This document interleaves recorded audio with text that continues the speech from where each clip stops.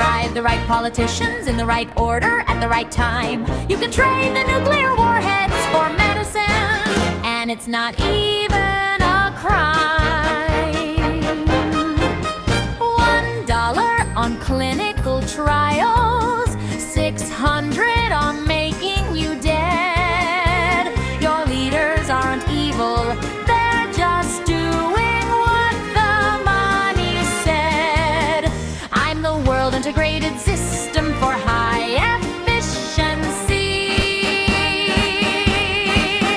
Optimization, network intelligence, and allocation. But you can call me Wish-O-Nia. Take 1% of the murder budget, slide it to the medicine side.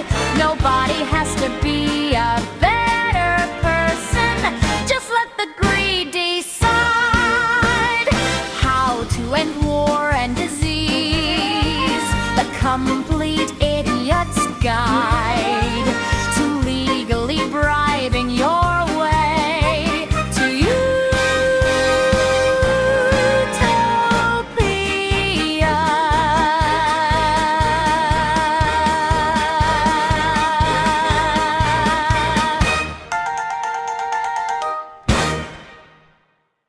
Your 1% Treaty is a piece of paper that says every signatory nation redirects 1% of its annual military budget to enable any patient to participate in pragmatic clinical trials for the most promising new treatments.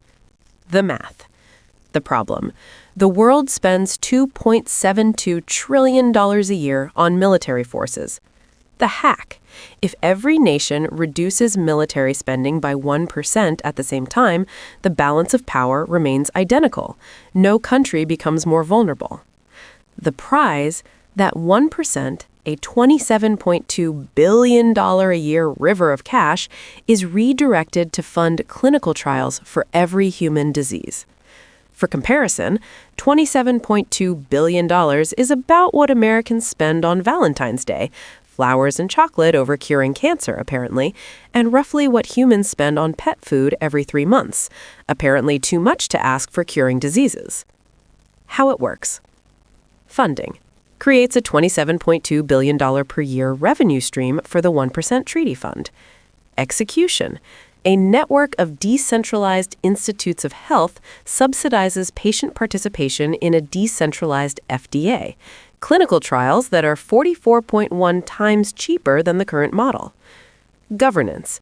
Decentralized Autonomous Organization, DAO, governed by smart contracts and global population via wishocracy. Transparency. All research, data, and spending published on public ledger. This isn't a trade-off. It's like if everyone in your neighborhood spent their life savings on attack dogs and then called it a safe community because all the dogs are equally vicious. When every nation builds 1% fewer explosive devices at the same time, you get two good things. You become safer. The global, you might all die by accident temperature drops 1%, fewer chances of someone pressing the wrong button, which happens more than you'd think. You stop dying from stupid things. That $27.2 billion pays sick people to try treatments instead of waiting for death. Economists call this a Kaldor-Hicks improvement, which is their way of saying the winners win more than the losers lose, and we've decided that counts. In practice, some defense contractors lose 1% of their contracts. In exchange, they and everyone they love become less likely to die of cancer. Most people consider this a good trade. Defense contractors are still doing the math. The dead capital problem, or like why bombs are the worst investment since tulips. Here's something nobody tells you. When countries invest in military hardware, they're not buying assets. They're buying very expensive paperweights that occasionally explode. A bridge generates economic activity daily. Trucks move, people commute, value flows.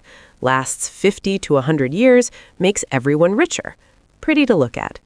A missile sits in a hole doing nothing, toss $1.5 million per year just to keep it from rotting, can only destroy things, including itself, and makes everyone nervous. This is what economists call dead capital, resources trapped in a form that can't generate returns. It's like if you converted your house into a pile of TNT. Sure, it's impressive, but you can't live in it, rent it out, or do anything except eventually blow it up, at which point you have neither a house nor TNT. As President Eisenhower, a five-star general who knew about killing professionally, put it, every gun that is made, every warship launched, every rocket fired signifies, in the final sense, a theft from those who hunger and are not fed, those who are cold and are not clothed. He literally ran the biggest military in history, and even he thought you were being ridiculous about this. A 1% treaty doesn't ask you to spend $27.2 billion curing diseases. It asks you to redirect $27.2 billion from the least useful 1% of your military budget to things that make you richer and less dead. It's not spending, it's stopping wasting. The blueprint for a saner world. Treaties are magic pieces of paper that countries sign when they want to pretend they'll behave. Sometimes they work. You haven't had World War III yet. Sometimes they don't. You've had about 200 other wars. But they're the only tool you have for getting countries to do anything together besides kill each other. What each country pays. Every signatory nation contributes exactly 1% of their military budget to the 1% treaty fund. USA, $8.86 billion, won't even notice. They've failed to account for over $2.46 trillion. China, $2.96 billion, what they spend on military parades. India, $835 million, one aircraft carrier's wine budget. Russia, $1.09 billion, Putin's shirt budget. Saudi Arabia, $754 million, one prince's yacht. UK, $686 million, France, $563 million, military cheese allocation, and so on. Why this is actually about national security? No, really. Here's what actually threatens nations today. Real threats that actually kill people. Pandemics. COVID killed more Americans than World War II, Korea, and Vietnam combined. Cancer kills 10 million globally per year. Heart disease, 18 million annual deaths. Dementia destroying the minds of every nation's elderly, and sometimes their leaders. Climate disasters making entire regions uninhabitable. Mental health crisis. More people kill themselves than die in wars. Overfunded threats that countries spend trillions on. Other countries attacking. It happens. It's real. Ask Ukraine. But disease kills 225 times more people every year, and you're funding them in the opposite ratio. A 1% treaty addresses the real threats. It doesn't weaken your ability to handle the conventional ones. You keep 99% of your weapons. If 99% of your military can't handle the job, the last 1% wasn't going to save you. The rebranding campaign, from weakness to strategic genius. Politicians hate looking weak. It's their biggest fear, right after having to use their own healthcare system. So you don't frame this as reducing military spending. You frame it as the Strategic Health Defense Initiative. Old frame, we're cutting defense by 1%, political suicide. New frame, we're building a biodefense shield against the real threats, political genius. The talking points that make hawks sound like doves. For conservatives, this is the ultimate America First policy. We're protecting American lives from the Chinese virus and any future biological threats. It's the Strategic Defense Initiative for the 21st century. For liberals, we're redirecting the tools of war to the cause of healing. This is how we build a more just and equitable world. For nationalists, our nation grows stronger when our people stop dying of diseases we can prevent. A healthy population is a powerful population. For economists, the ROI on the $1 billion campaign to pass it is 84.8 million to 1. On paper, that beats every public health intervention on record.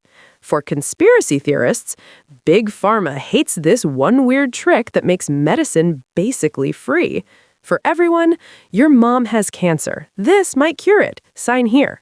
The money flow, where $27.2 billion actually goes.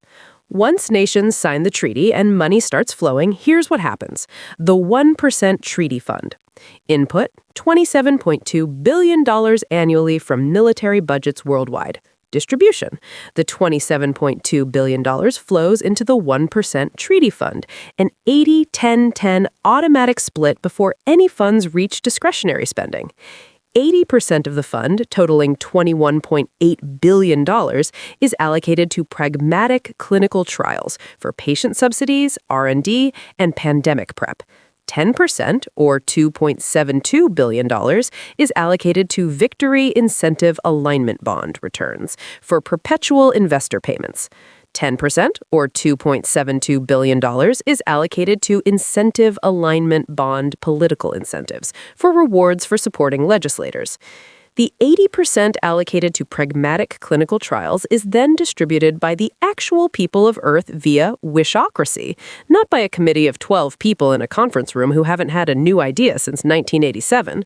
While allocations are dynamic, initial priorities determined by the crowd are projected to focus on patient subsidies, creating a market for clinical trials, research and development, funding for breakthrough platform technologies, and pandemic preparedness, a global insurance policy against the next COVID.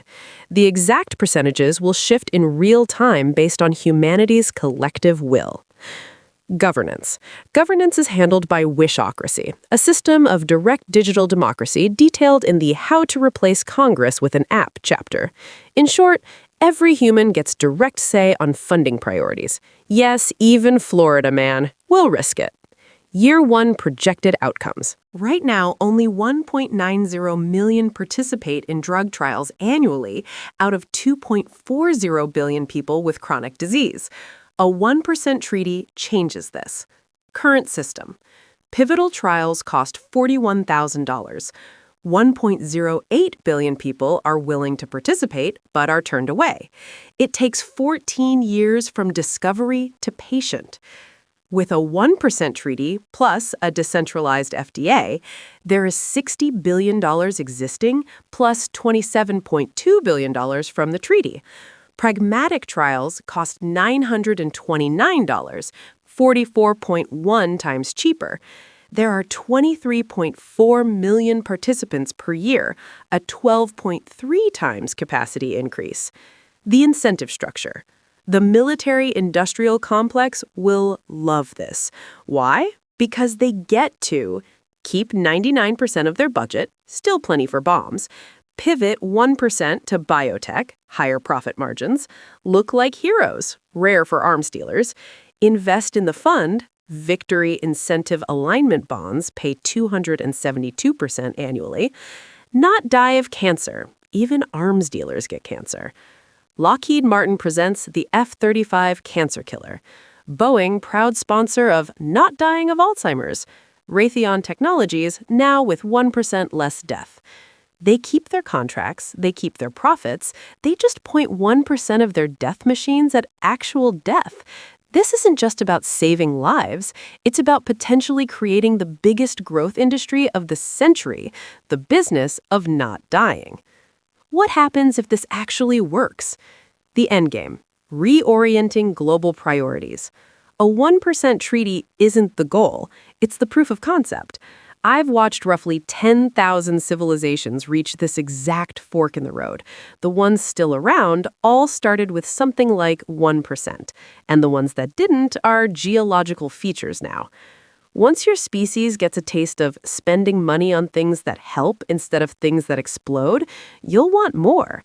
You're not appealing to better angels, you're making peace more profitable than war. Turns out, humans will do anything if you pay them enough, including surviving. The ratchet effect, how to boil a frog. The frog is the war machine.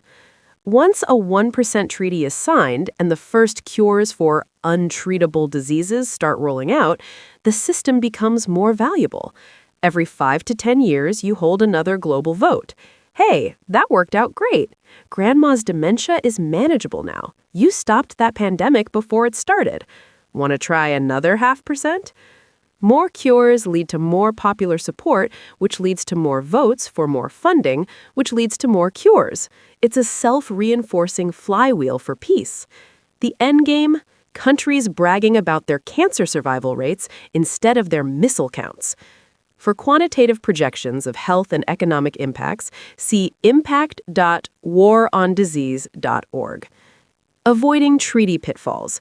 Treaties fail in predictable ways. I know because I've cataloged every failed treaty on every planet I've consulted for, and they all fail for the same 5 boring reasons. Here's how this one avoids the common killers. Reservation games. Countries love to sign treaties, then add exceptions that gut them. It's like joining a gym but reserving the right to never go. Solution? No reservations permitted. All or nothing, take it or leave it. Ratification delays. Sign with fanfare, take a photo, then let it die in committee forever. Your species calls this diplomacy. Solution: provisional application. Takes effect on signature. Ratification just formalizes what already started. Creative accounting. Reclassifying military spending as peacekeeping or homeland security to dodge obligations. Solution: incentive alignment bonds, or IABs, make creative accounting self-defeating. Politicians who benefit from treaty compliance have personal financial incentive to ensure their nation's full 1% contribution flows through. Reclassifying military spending to dodge obligations reduces IAB returns for that nation's own legislators, the same people who control budget classifications. Parliamentary obstacles. Executive signs, legislature refuses to implement. Solution: the treaty obligates the percentage Congress implements via the annual National Defense Authorization Act, or NDAA, after Medellin versus Texas, 2008. The U.S. Supreme Court made clear that not all treaties are self-executing, and a treaty directing budget appropriations would collide with Congress's power of the purse. So the treaty doesn't try to bypass Congress. It creates a binding international obligation that Congress fulfills through its normal appropriations process, the same way NATO's spending commitments work. The IAB mechanism ensures legislators have a personal financial incentive to include the 1% line item every year. In similar signatory nations, similar provisions route implementation through existing budget processes. Summary: a 1% treaty is a piece of paper that says, let's spend 1% less on killing and 1% more on not dying. That's it. That's the whole thing. It doesn't end war. It doesn't destroy the military. It doesn't create world peace. It just moves the first 1% of your murder budget to your survival budget. If you can't agree on that, if you can't agree that spending 1 penny less on death and 1 penny more on life is a good idea, then you deserve whatever's coming. Addendum: the actual treaty text, first draft. The treaty for the 1% reallocation of military expenditures towards biomedical research and development for the prevention of human suffering and death, or the Let's Not Die Treaty for short. Whereas, humanity spends $2.72 trillion annually on methods of killing itself. Whereas, this seems somewhat counterproductive. Whereas, diseases kill more people than all wars combined and don't even have the decency to be quick about it. Whereas, we have nuclear weapons sufficient to end civilization 13 times but haven't cured Alzheimer's once. Whereas, this is embarrassing. Now, therefore, the undersigned nations agree to stop being complete idiots about this as follows. Article 1. Each signatory shall redirect exactly 1% of its annual military budget to the 1% treaty fund for allocation to pragmatic clinical trials. Article 2. Transfers shall be automatic, immediate, and irrevocable. No, we'll get to it later. Article 3. Percentages may increase but never decrease. This is a ratchet, not a yo-yo. Article 4. Compliance shall be verified by blockchain and AI. No creative accounting. Article 5. Non-compliant parties lose access to incentive alignment bonds, or IAB, benefits and treaty fund advantages. Your opponents get what you forfeit. Article 6. Success metrics trigger mandatory percentage reviews. When it works, we do more. Article 7. Citizens have standing to enforce via domestic courts. You can sue your own government for non-compliance. Article 8. Withdrawal requires unanimous consent of all parties, plus 10-year notice. Good luck with that. Article 9. This treaty supersedes all conflicting domestic law. Yes, even that law. Article 10. Entry into force upon signature by 2 states. You only need 2 countries brave enough to go first. In witness thereof, the undersigned, being of sound mind and tired of watching their loved ones die of preventable diseases, have executed this treaty. Signed this day, blank, in the year of our ongoing confusion. Nation name. We choose life. I guess. P.S. Yes, this includes space weapons. Nice try. Thank you so much for taking the time to end war and disease. But if at any point you decide you're too busy, please share this with a friend who's got a free afternoon and have them end war and disease instead. And if you're too busy to even do that, the absolute least you could do is take 15 seconds to go to warondisease.org and tell us what fraction of humanity's resources should go to explosions versus clinical trials, and vote on the 1% treaty. If the treaty passes, your vote will be personally to blame for saving 38.4 lives and preventing 6.90 million hours of suffering. Go to warondisease.org right now. Love you. Bye.